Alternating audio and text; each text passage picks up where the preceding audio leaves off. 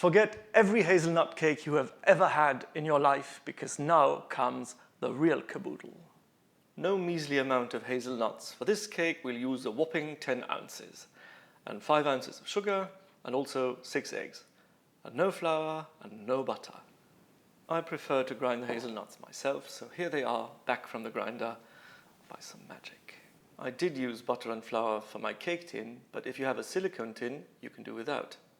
Now to work. We'll whisk the egg yolks with the sugar until they're white and creamy and have gone up a bit. They should look like this, roughly. Now go and clean your whisks. They need to be absolutely spotless if you want your whites to go up and become stiff as we want them to be. That does take a little bit of time. Don't forget to go to the bottom of the bowl, and this is what they should look like. Okay, the yolks are creamy but not quite light enough, so we'll just take a little bit of egg white and mix that in there. If it wants to come over, there you go. Mix that in. Don't worry too much about crushing the egg whites because it's not essential that we keep them. All we want is for our mixture to become a little bit lighter. After putting some white into the yolks, now we put the yolks into the whites. Now this is a tricky procedure.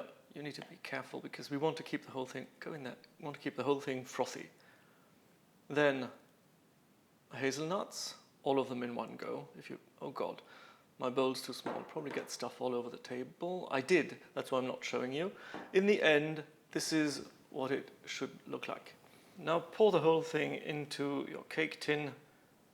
Again, if you do have a silicone tin, you don't need to butter it or flour it at all, which means that this cake is ideal for you if you are gluten intolerant, not in this tin. Flatten it out because it won't move a lot.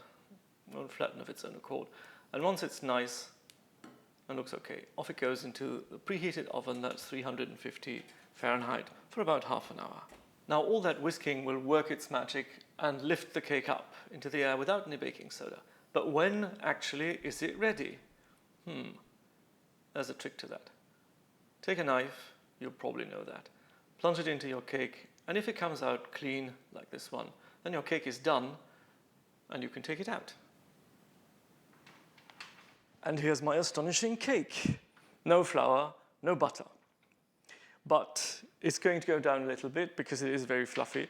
The taste is something that you have never ever tasted. It is pure hazelnut. It is as though there was no cake. And very soon there will be no cake.